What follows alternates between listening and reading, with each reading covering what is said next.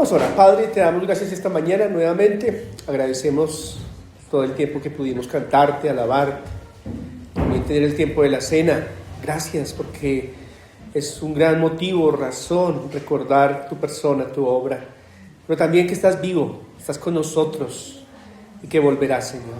Gracias también por las ofrendas que podemos dar de lo que tú nos has dado, que eres tan generoso y tan fiel. Y también por este tiempo de tu palabra, yo te quiero rogar que nos hables. Tú sabes cuáles son nuestras luchas, tú sabes qué cosas caemos, qué cosas a veces nos dominan, qué situaciones somos propensos, Señor, a mostrar nuestra debilidad y aún más que la debilidad, a pecar contigo.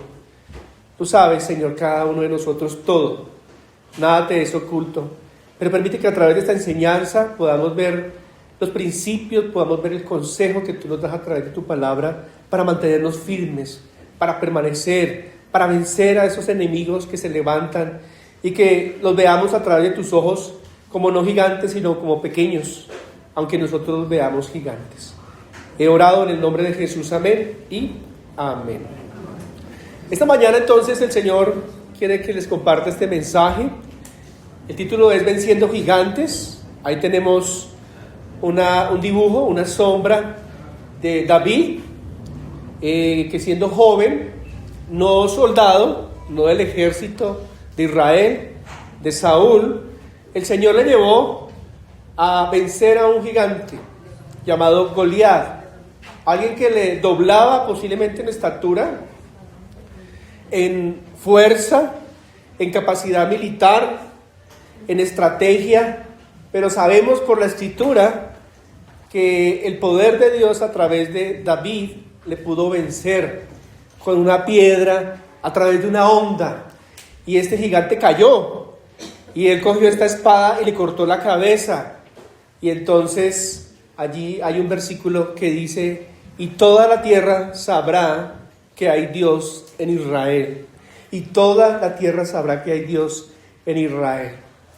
Este no fue el único gigante que vencieron. Los valientes de David también vencieron a otros gigantes, descendientes de Anak, o los Nefilim, también conocidos como los Nefilim. Y yo quiero traer esta historia pensando en que también nosotros tenemos unos enemigos, tenemos unos gigantes, tenemos unos, llamémoslo, malos, personas espirituales. Hasta qué punto son personas, pero son espirituales también tienen que ver con enemigos de este mundo como sistema de pensamiento, y un enemigo que es muy fuerte y muy grande en algún sentido, que también está en nosotros, nuestra propia carne y nuestro yo. Entonces, el mensaje de esta mañana le he puesto como título Venciendo Gigantes, porque aunque es una frase quizá conocida en el ámbito cristiano, es más una verdad que la Biblia nos enseña cuando habla a todo creyente que tiene enemigos. Todo creyente, así lleve un día o 10 años o 50, tiene enemigos por la Escritura. Y por esto este personaje David, sí, es uno que tuvo muchas batallas, pero la más conocida, David venciendo a Goliat. Estamos allí en 2 de Samuel, capítulo 22, versículo 1 al 5, y dice así: y habló David a Jehová las palabras de este cántico, el día que Jehová le había librado de la mano de todos sus enemigos, y de la mano de Saúl, dijo: Jehová es mi roca, mi fortaleza, mi libertador. Dios mío, fortaleza mía, en Él confiaré. Mi escudo y el fuerte de mi salvación, mi alto refugio, Salvador mío, de violencia me libraste. Invocaré a Jehová, quien es digno de ser alabado, y seré salvo de mis enemigos. Me rodearon ondas de muerte, y torrentes de perversidad me atemorizaron. Un salmo, como el que leía esta mañana mi hermano Guillermo, en la narración de un libro histórico. Y este salmo llega hasta el versículo 51, solamente leímos 5 versos.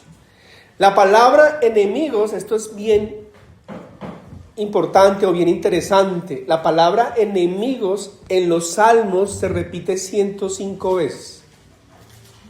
O sea que aquello que es para cantar, para agradecer, para confiar, para confesar, para entregar a Él, hay un ámbito de enemigos en los salmos, en un libro de los salmos. Vamos a ver esta mañana 3 puntos pensando en este cántico de David a Dios en cuanto a la confianza, en cuanto a vencer enemigos. Y el primer punto es el evangelio que rescata al pecador. Ahí está en la pantalla, con la palabra salvación. El segundo, la grandeza del Señor Jesucristo, con la palabra señorío. Y el tercero, los principales enemigos del creyente, con la palabra santidad. El evangelio que rescata al pecador, la grandeza del Señor Jesucristo y los principales enemigos del creyente. Vayamos entonces con el evangelio que rescata al pecador, la salvación. El evangelio, que es lo que esta mañana nos tiene aquí concentrados, y hemos tomado los símbolos y hemos alabado a Dios, es que Jesús es el Hijo de Dios, entregado en una cruz para lograr mi redención o rescate. Primero, hacia nosotros, cancelando la deuda de mi pecado con el más alto precio de su sangre. Y segundo, tomando mi lugar para que sea el sacrificio por mis pecados hacia un Dios santo y justo. Y como dice ahí en la pantalla, Él cumplió de manera perfecta las demandas y ofreciendo así perdón completo. Colosenses 2, 3, 15. El acta de decretos que no será contraria, que estaba en medio, fue quitada y clavada en una cruz. Segunda de Corintios 5, 17, 21. El versículo 21 dice que aquel que no hizo pecado, como dice la canción, se vistió de pecado. Cantábamos esta mañana. El que no hizo pecado, Dios lo hizo pecado para que nosotros fuésemos justicia de Dios en él. Solamente el versículo 21. Y primera de Juan 4, 9, 10, que habla acerca del amor de Dios. Y este es el amor de Dios. Y en esto consiste, no en que nosotros hayamos amado a Dios, sino que Él nos amó a nosotros y envió a su Hijo en propiciación por nuestros pecados. Entonces, para vencer enemigos que existen, que están ahí, especialmente para la vida del creyente, debemos entender que el Evangelio ha cambiado nuestra vida, ha perdonado nuestro pecado, ha cancelado nuestra deuda, nos ha dado un propósito que está en las Escrituras y por el poder del Espíritu Santo podemos vivir. Y finalmente, el gran enemigo, si pudiéramos colocarlos en rating, ¿cuál es el gran enemigo? La muerte ha sido vencida. El gran enemigo, 1 Corintios 15, Hebreos capítulo 2 y otros pasajes más, el gran enemigo, la muerte, ha sido vencida por el Señor Jesús. Damos gracias a Dios por eso. Y en Judas 24-25, si quiere ir a su Biblia, yo voy leyendo. Judas, antes de Apocalipsis, antecitos de Apocalipsis, dice la palabra de Dios: Dios puede cuidarlos para que no hagan el mal. Y también tiene poder para que ustedes puedan presentarse ante Él sin pecado. Se presentarán ante Él llenos de alegría y limpios y sin mancha como un vestido nuevo. Por eso, alaben a Dios nuestro Salvador por medio de nuestro Señor Jesucristo. Reconozcan su grandeza, poder y autoridad. Alabemos a Dios por todo esto ahora y siempre. Amén. En otra versión, el Señor nos cuida para que no hagamos mal. El Señor tiene el poder y nos da poder para vencer la tentación y presentarnos delante de Él en santidad, en obediencia, en una vida consagrada a Él, porque Él es nuestro Señor, porque Él es nuestro Salvador. Con alegría, si algo afecta nuestra alegría y nuestro gozo, es el pecado. Con conciencia limpia, lo podemos experimentar. Pero igualmente caemos y nos ensuciamos, pero inmediatamente Él nos puede limpiar. Y por eso alabamos a Dios como lo alababa allí David en el Salmo 22. Vamos a ver la segunda, y es la grandeza del Señor Jesús, su señorío. Miremos ahora algo bien importante que debemos comprender desde la fe y desde nuestra relación con Dios. Es acerca de la autoridad que tiene el Señor Jesús. Luego de resucitar y ascender a los cielos, Él está a la diestra del Padre. Amén. El Señor Jesús no solamente fue un Señor Jesús histórico, en el sentido de que estuvo hace 2000, un poco más de años aquí en la tierra, como hombre, perfecto. Todo lo que hizo, todo lo que pensó el Señor Jesús, todo lo que sintió, todo lo que dijo, lo hizo en la voluntad del Padre y sin pecado. Hebreos capítulo 4. Fue tentado en todo, pero sin pecado. Y más adelante en Hebreos dice, y aprendió obediencia. O sea, él también sujeto a lo físico y sujeto también a su crecimiento, él fue aprendiendo obediencia. ¿Sí? Y cuando era un bebé, no predicaba. Le cambiaron los pañales, le dieron biberón o seno. Al pasar los años, gateó, se raspó las rodillas, se tropezó con una rama. Pero a la voz de José y María obedeció siempre y aprendió obediencia. Y ya después de grandecito empezó también a obedecer al Padre, ¿sí? Al Padre empezó a obedecer y empezó entonces su ministerio.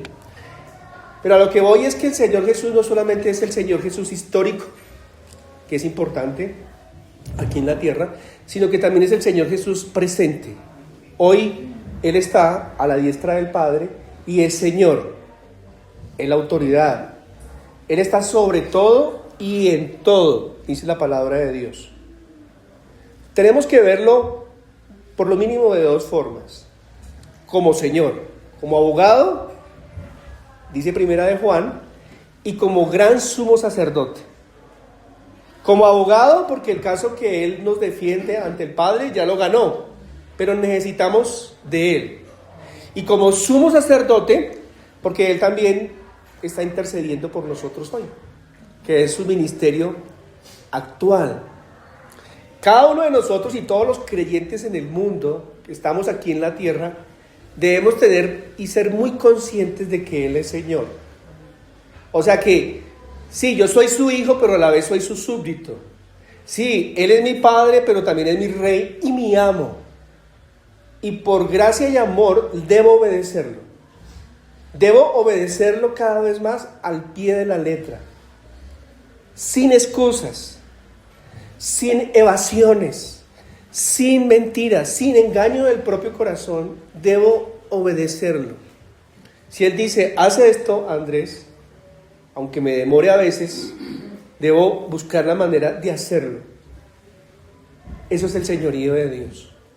Él está como Rey, Él es mi Salvador y ahora yo le obedezco.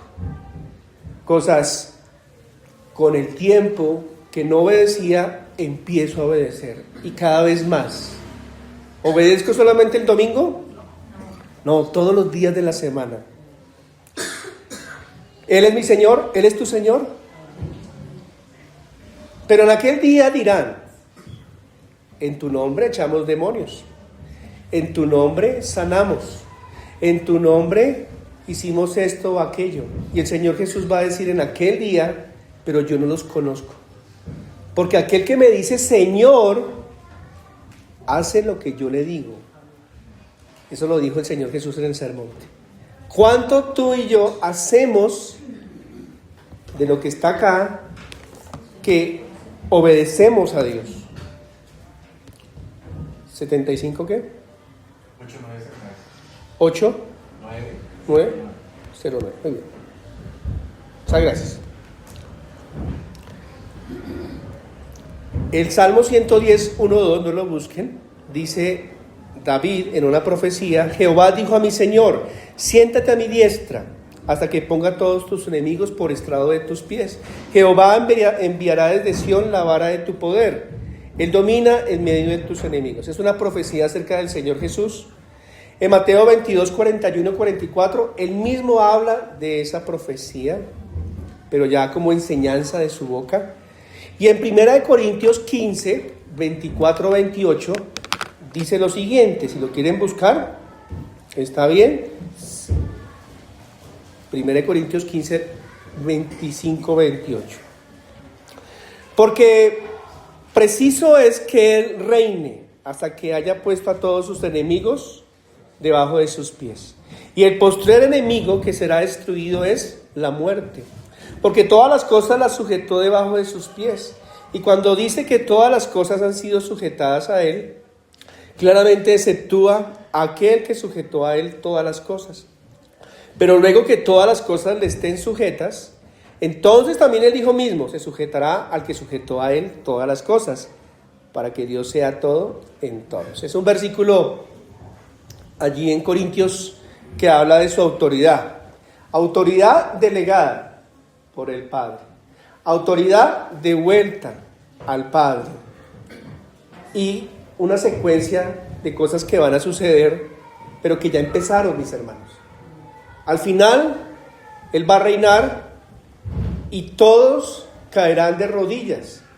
Jorge Velandia leía Filipenses 2, 5 al 11. Esos versículos ahí, toda rodilla se va a doblar en los cielos, en la tierra y debajo de la tierra. Toda lengua confesará, eso es al final. Tanto impíos como incrédulos, tanto ángeles como demonios, alabando, reconociendo, para unos, porque esa es su vida eterna, para otros, tarde, porque lo harán, pero entrarán al lago de fuego. Pero llegará ese momento, Apocalipsis 19 y Apocalipsis 20. Qué importante entender el señorío de Cristo para nosotros, para la iglesia y para el mundo y para el universo. Él señorea sobre meteoritos, sobre el sol, sobre ángeles y demonios, sobre animales grandes y diminutos, sobre los que han bajado ya al Hades, sobre los que ya están en el paraíso, sobre los que estamos aquí en la tierra. Él gobierna sobre todo. Si nosotros, como hijos de Él, hijas de Él, como creyentes, nos rendimos y entregamos nuestra vida a su señorío, vamos a vencer enemigos. Vamos a vencerlos porque los que los vence es Él, a través de nosotros. Esto no es de fuerza física, ni mental, ni emocional. Esto es la obra del Espíritu Santo, reinando Cristo en nuestros corazones y ayudándonos a vencer. Y tercero, vamos a ver aquí los principales enemigos del creyente. Tenemos ahí 3 círculos que ilustran a esos 3 enemigos. El del centro, la carne. El que sigue en gris, el mundo. Y por último, el diablo. Creo que esos 3 círculos nos ilustran bien cómo son esos enemigos. El más fuerte de los 3, sin decir que los otros no, es la carne. Vamos a ver ahorita por qué. Luego, el mundo, el sistema mundano, la cultura, el siglo en que vivimos, el pensamiento de la corriente de este mundo. Un niño nace en este mundo y el mundo está así. Y tercero, el diablo. Satanás, Luzbel. El diablo con su tropa, que no está solo, con sus demonios bien organizados, dice Efesios, enviados, permitidos por Dios para que ellos en su responsabilidad, pero Dios permite en su señorío que ellos hagan hasta dónde pueden llegar ellos, pero ellos son un enemigo también. Entonces dice así, la Biblia por lo mínimo habla de 3 enemigos: la carne, el mundo y Satanás, que todo creyente verdadero debe reconocer para combatir y tener victoria sobre ellos. Los 3 enemigos buscan llevarnos a pecar. ¿Qué buscan esos enemigos? A pecar. Los 3 enemigos actúan diferente, pero están unidos, y su propósito principal es afectar la comunión entre Dios y el creyente. Entonces, si fuera una película, está la trilogía de esa película. Si está la tríada de esa película. Ahí. Carne en el creyente, que es tentación, que son instintos, que son apetitos que luchan dentro de nosotros. Está el mundo, que es un sistema de pensamiento, que es una forma de que el hombre se acomode y se amolde a ese pensamiento. Y está Satanás, que es viejo en el sentido de que conoce a Dios porque estuvo en el cielo y conoce muy bien el mundo, y entonces es el padre de mentira, y también dice la Biblia que es el engañador, ¿sí? El padre de mentira y el engañador. Tenemos ahí unos versículos, no los vamos a leer, pero los pueden leer en su casa, porque a los enemigos hay que conocerlos, ¿sí o no?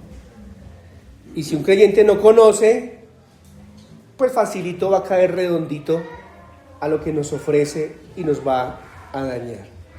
Vamos a ver la carne. La carne. Vayamos todos así, Gálatas 5, 24, 25. Gálatas 5, 24, 25.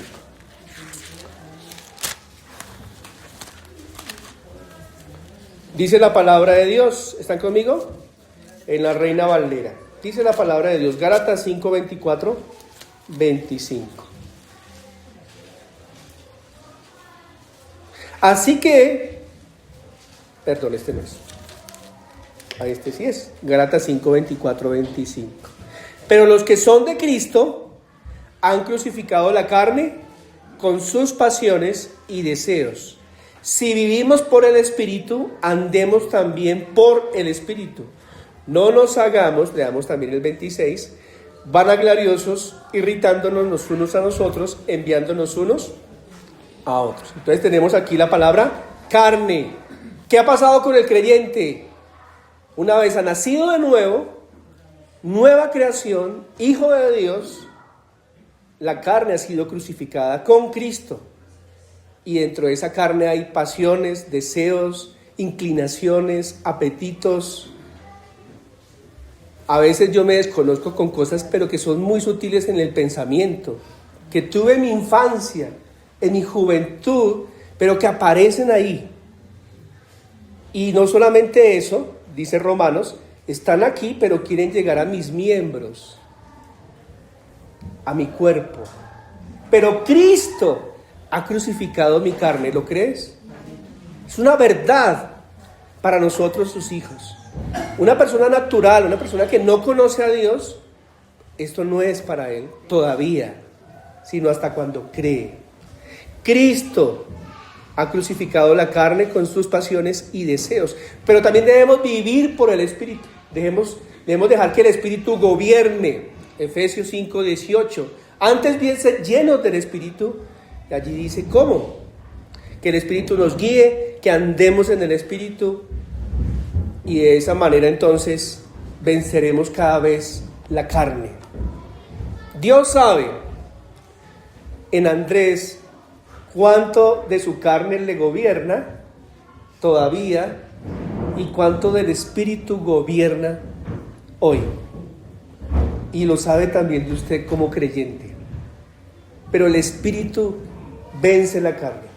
Dice Romanos capítulo 8, que podemos vencer las obras de la carne con el Espíritu de Cristo. La carne nos enseña que es la naturaleza humana, toda inclinación al pecado. Esto surge dentro de nosotros, llamado el yo, trono del corazón. La victoria es colocar a Cristo en el trono. ¿Cómo vencer la carne? Ya lo dijimos, vida llena del Espíritu Santo. Mortificar las obras de la carne, ya leímos también Romanos, o cité un versículo en Romanos.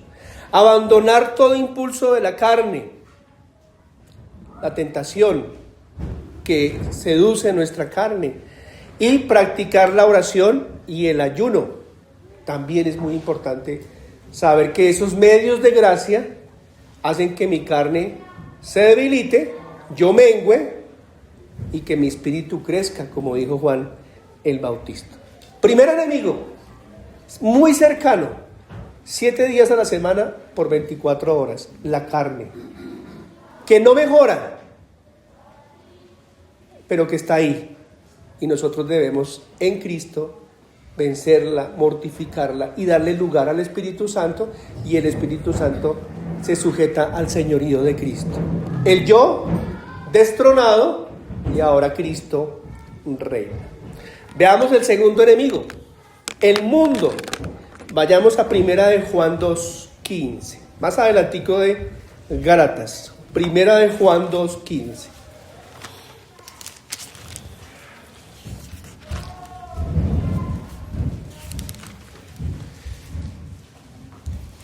Hay 3 palabras para mundo. Bueno, es una palabra, pero tiene en el griego 3 significados diferentes. Mundo como creación, mundo como personas y mundo como sistema. Cosmos aquí, cosmos acá es el sistema mundano, el pensamiento. Entonces, primera de Juan 2:15 dice: no améis al mundo, no améis al sistema del mundo, ni las cosas que están en el mundo. Si alguno ama al mundo, el amor del Padre no está en él. Porque todo lo que hay en el mundo, miren lo que hay en el mundo. Los deseos de la carne se unen con la carne. Los deseos de los ojos y la vanagloria de la vida no proviene del Padre, sino del mundo. Y el mundo, ¿qué dice ahí? Pasa, y sus deseos, pero el que hace la voluntad de Dios permanece para siempre. O sea, hay una lucha de amor para el creyente. ¿Amas al Padre o amas al mundo? Un triste ejemplo de alguien creyente que amó el mundo es Lot, quien fue extendiendo sus tiendas hasta llegar a Sodoma y Gomorra. Y por allá en segunda de Pedro dice que él afligía su espíritu, viendo lo que los otros hacían. Este hombre piadoso afligía su espíritu y se dolía por la maldad de Sodoma y Gomorra. Pero porque Lot amó al mundo, mire las consecuencias. Mire su esposa, estatua de sal. Mire sus hijas, cayeron en pecado con su propio padre, y de ahí vino muchas consecuencias. ¿Qué es mundo? Sistema de pensamiento llamado siglo o cultura, cosas atractivas del mundo que nos ofrece fama, dinero, poder. Este mundo está cada vez más sofisticado. Los espejismos son de mayor fuerza y lleva a que abandonemos realmente lo importante. El excesivo uso de redes sociales, los videojuegos, las amistades con avatares, las series de películas, todo eso es el mundo sofisticado. El mundo de mi padre fue menos fuerte, creo yo, que el mundo en que vivimos. Siempre es mundo y es un enemigo, pero el enemigo de hoy, mundo, tiene mucho más fuerza por todo el tema en que este mundo va, ¿sí? Finalmente hacia el anticristo, hacia el control de mentes, hacia el dominio de personas. Que el Señor nos guarde y que no pase como Demas, que abandonó a Pablo, abandonó a Cristo y se fue ¿a dónde? Al mundo. Leíamos hace algunas semanas. Demas se fue al mundo como creyente. ¿Cómo vencer al mundo? Romanos 12:2. ¿Alguien lo sabe de memoria? No os conforméis.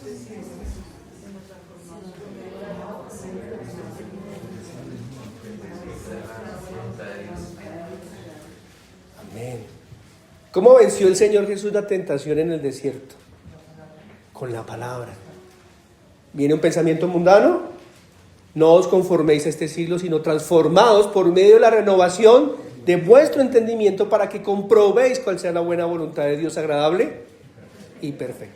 Y leíamos ahorita, no améis al mundo. Andrés, no ame el mundo. Sí, no ame el mundo. Mantener una fe diaria con Dios. Vayamos allí a Primera de Juan, el Antiguo, capítulo 5, versículo 4. Dice la palabra de Dios, porque todo lo que es nacido de Dios vence al mundo. Y esta es la victoria que ha vencido al mundo, nuestra fe. Qué hermoso, ¿sí o no? Ya un creyente ha vencido al mundo, aunque todavía no lo entiende, pero al pasar los años hay un desapego por el mundo, ¿sí? Ya el mundo no tiene la misma influencia, pero el que se cree fuerte, mire que no caiga. Yo tengo que cuidar todavía mis ojos de este mundo, mis oídos, la mente de este mundo.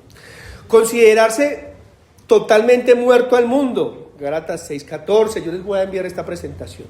Congregarse para expresar mi separación. Hebreos 10:25. También hace parte de, sí, afuera hay un mundo, un pensamiento, pero yo me congrego, yo me edifico, yo sirvo, voy en contracorriente a este mundo. Tercer enemigo, Satanás. Vayamos todos a Primera de Pedro 5:8.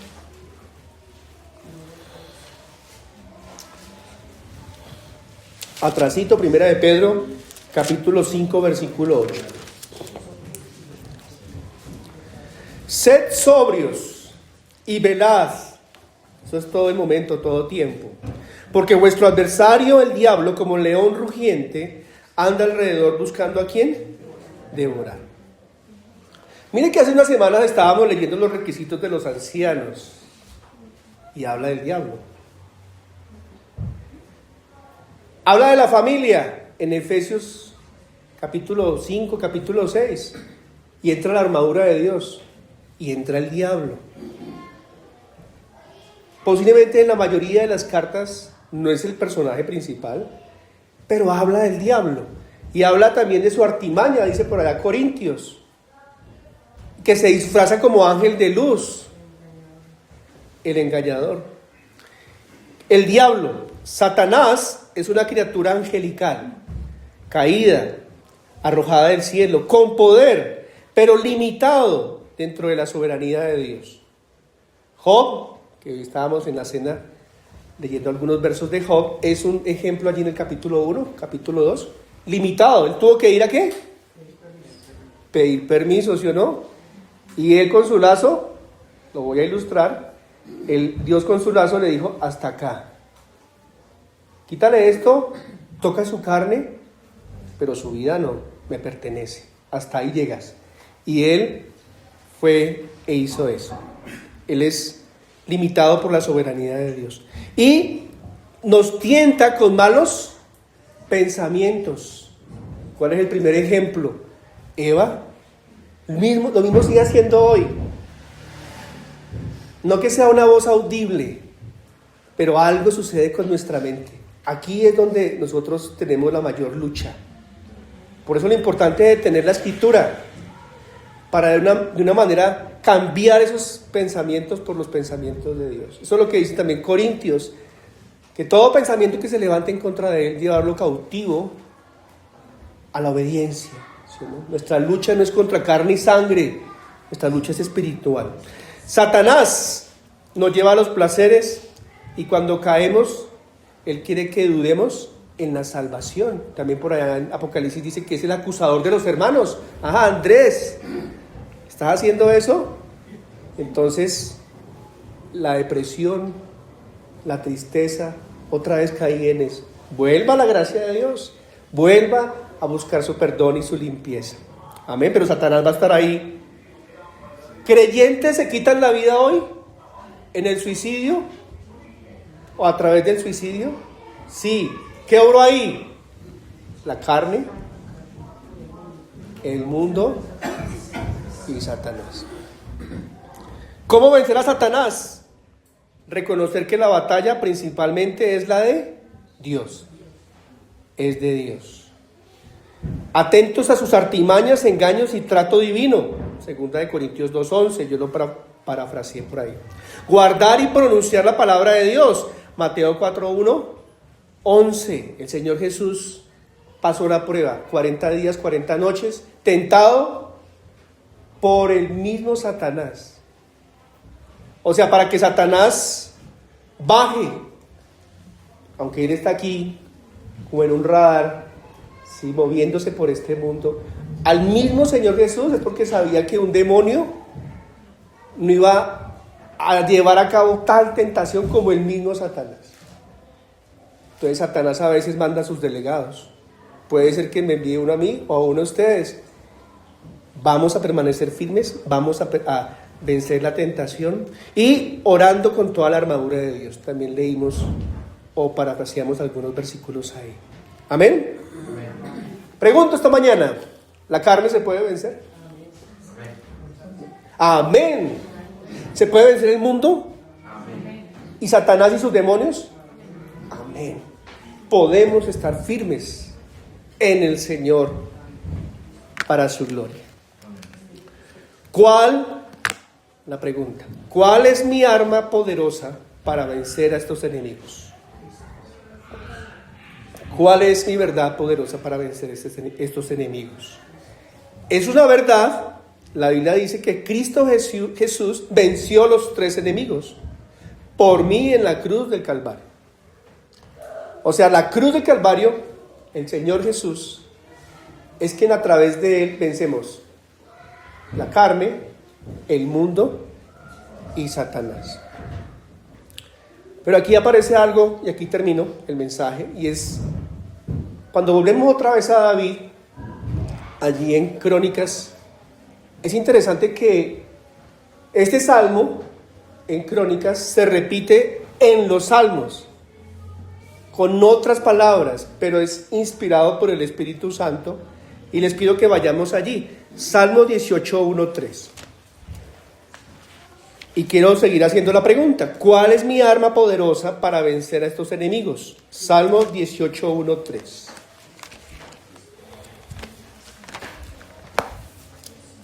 ¿Cuál es mi arma poderosa para vencer a estos enemigos? Dice la palabra de Dios: Te amo, oh Jehová, fortaleza mía. Jehová, roca mía y castillo mío, y mi libertador. Dios mío, fortaleza mía, en Él confiaré. Mi escudo y la fuerza de mi salvación, mi alto refugio. Invocaré a Jehová, quien es digno de ser alabado, y seré salvo de mis enemigos. En este salmo hay 50 versículos, casi exacto 51 al de Segunda de Crónicas. ¿Cuáles son las primeras 2 palabras? Te amo. Que no aparece en Segunda de Crónicas, pero sí acá. Y es importante. Porque ¿cómo yo puedo vencer a estos enemigos? Basados en el amor.